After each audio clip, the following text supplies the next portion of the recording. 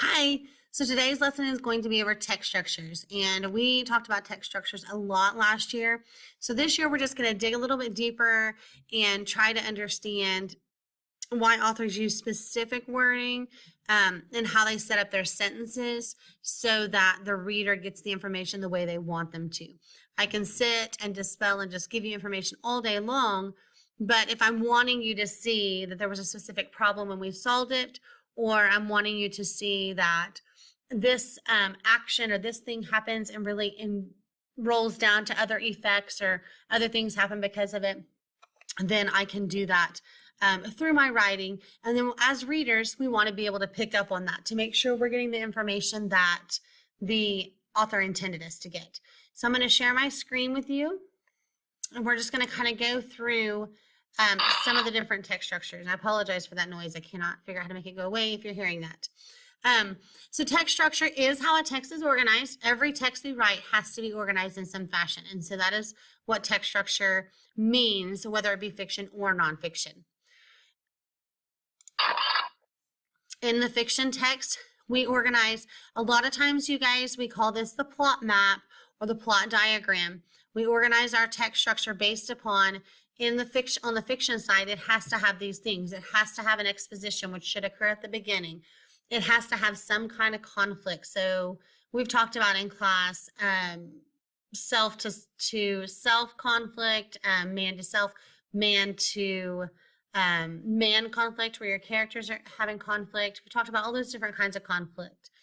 And the characters, we do know that they're introduced in the exposition. Okay, oftentimes our conflict isn't introduced until later, but it does have to be in a text for it to be considered a fiction.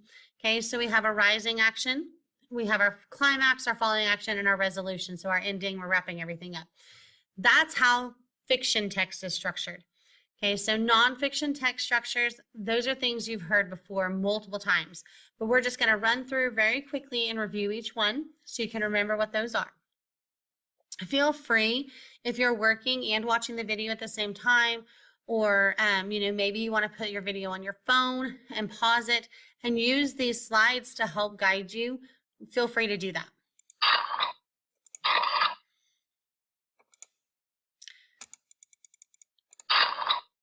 Okay, so cause and effect. Cause and effect is a relationship between two things. When one thing makes something else happen. You guys have cause and effect situations every day. Okay, you do one thing and then as a result, something else happens. So oftentimes the one that I use is easy. I overslept. I was late for work. The main difference between cause and effect and problem solution is that cause and effect typically can continue on. This one thing happens and everything else shifts because of that. So if you're reading a text and they continually say, they keep giving you reasons, so you have multiple reasons for something, or this one action causes multiple things to happen. That would be a cause and effect relationship. Oftentimes, in an informational or nonfiction text, because we are attempting to tell the reasons for different things, you're going to see a lot of effects from one thing or a lot of causes of one thing, okay? You'll see in your work throughout the week where we talk about, and I believe you guys talked about the greenhouse effect last week, where they tell you different reasons why something is happening, okay? And then and because of that happening thing, there are new effects, okay? So let's take that into our real life. Let me get an example for you. So because I'm staying up way too late, I am oversleeping. The effect of that is I'm late to work, okay? That effect can actually become a cause. Because I was late to work, I got in trouble. Because I got in trouble, I was in a bad mood. Because I was in a bad mood, I yelled at my boss. You see how this can go on and on and on. So that could be another example of a cause and effect relationship, okay? You're going to want to look at your notes and look at those signal words. Reason and because are two big ones that I've continually used over and over. Here in this example, it says, if we eat too much food and do not exercise, we gain weight. Eating food without exercising is the cause. Weight gain is the effect. Okay.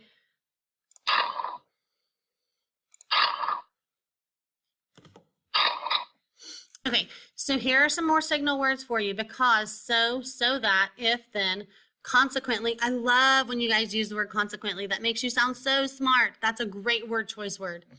Thus, also a good word choice word. Since, for this reason, as a result, another good word choice. Okay, accordingly. So those are some of the signal words. Okay. Here's a graphic organizer for cause and effect. And you guys, there are going to be multiple different graphic organizers, and I have tried to show you throughout our text structure studies all sorts of different kinds, because there's going to be plenty of them for you to use. But what you need to realize and just remember is that we always have one thing pointing to another, and then another thing pointing to another, and another thing pointing to another. Sometimes they can go, most of the time they're side by side. Very few times do I see them go up and down. Sometimes they may go in a circle of arrows. And so that's just so that you know one thing is leading to another and another and another and another. Okay? Okay, so another text structure is problem and solution. So you're going to look for signal words. It's a little bit easier to find them, but sometimes they use other words. So most of the time they'll use problem, or they solved it, or they had an issue, things like that, that are going to clue you pretty quick that we're talking about a problem. But sometimes they don't. They just say this is happening, and then later on in the text you see that they have fixed that problem somehow. So I would say out of all the text structures, problem and solution is the one where you may have less frequency of people using the signal words. So really pay attention to, did we have something going on and then we finished it? Or do we have something going on and multiple reasons for it? Those are the two places you guys typically get confused. If you guys miss anything with text structures, it's usually between cause and effect and problem and solution. And that's because we see that something's happening and we see that something happens afterwards and we think we're done. But there may be other things which would indicate it's a cause and effect. If in fact we do have a problem and we have a solution, one of them, or we have even multiple solutions, but they're all attempting to fix this problem, then it's problem and solution, okay? You're not going to have, it's not going to be a result of, it's going to be a fixing of, or a making better, okay? So the problem has to be laid out. Solutions have to be proposed. So that just means they're offering solutions. So for example, I don't have a pencil. I don't have a pencil. So your teacher says, well, you may get some out of the cup by the door. You may get some out of the cup by the window, or you may borrow from a friend. All of those are possible solutions. Okay. So they fix the problem. Okay. We just have multiple of them. And then usually, if I was writing this, I would finish with some kind of conclusion. So I would say, so he got up and went over to the purple bucket and got a pencil, or something like that. Okay?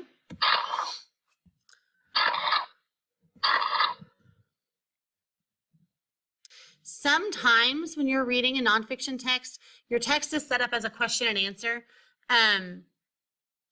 That's going to be a problem solution. So they would say, well, what about this? And then they would spin the paper trying to answer it. So you very rarely will see that, but sometimes it is done. Be careful not to confuse this with an interview, though. Okay, an interview, an interview asks a question and has an answer, but you still have to look through the whole text to see, is this text about a problem and then a solution, or is it about, are they describing something? Okay, so make sure you still read the whole text and ask yourself, what did the author want to tell me? Compare and contrast. You guys have been doing this for ages. I'm not going to spend a lot of time here. I do want you to pay attention to the signal words. However, unlike, by contrast, yet, in comparison, although, whereas, similar to, different from. And also remember, a text can be comparing and a text can be contrasting. It doesn't always have to be both. We always use a Venn diagram. Okay, so you'll notice right here in the middle, that's where we put the similarities. On the outsides, we put, pause for the bell. On the outsides, we put the differences. So I would label this at the top, Miss Whitmore, Miss Clayton, and our differences would be she teaches, well, actually she teaches ELA. So that's a similarity. She teaches ELA. She has a son. I have 3 daughters. Okay. She lives in Mustang. I live in the Oklahoma City area. Okay. So we would just put those different things there.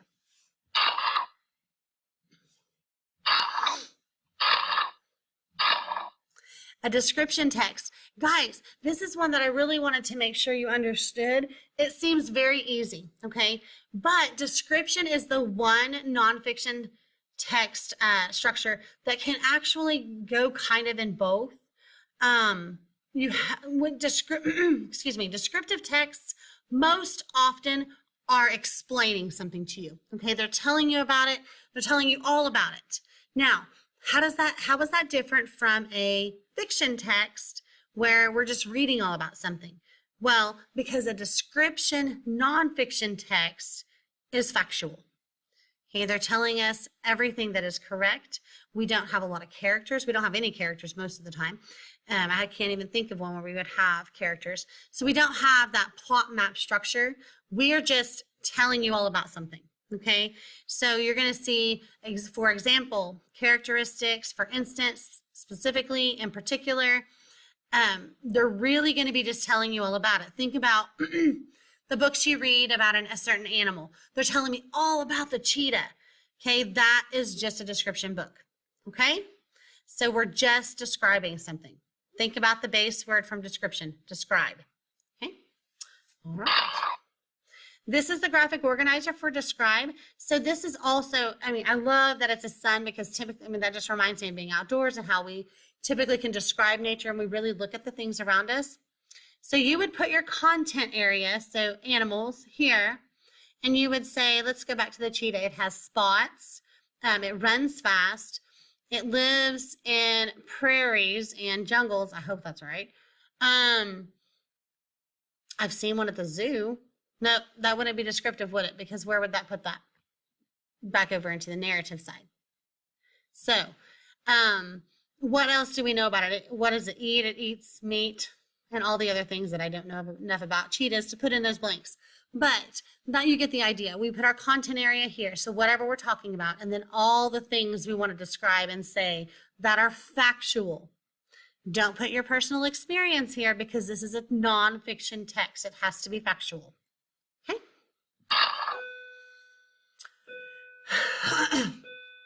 And the last one we talked a lot about last week, but I really want you guys to, although a lot of people pair this together, I want you to realize that sequence and chronological are really 2 different things.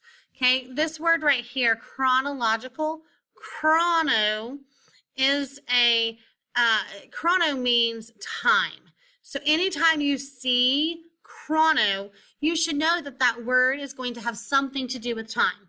Okay, anytime you see logic, that has to do with order. Okay, so time order. Time order. Chronological has to do with time order.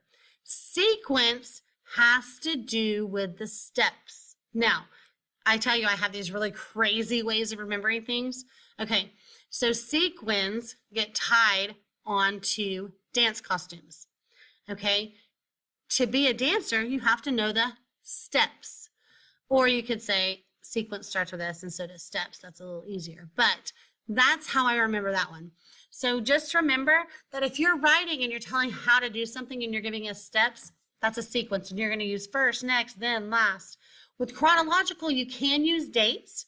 You can also say use the same signal words. But either way, just remember kind of what those 2 words mean. This is your graphic organizer. Now you'll notice it goes in order here, okay? So we had boxes and arrows with the cause and effect, but they were just directly across from each other. This one travels in a little pattern. Okay, and this is a timeline. So you'll see that. That's more chronological. All right.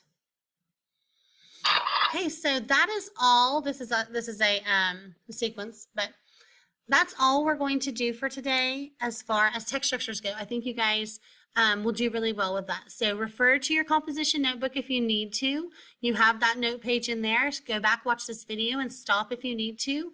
And good luck. If you have any questions, definitely email me or text me. I'll get back to you. Bye.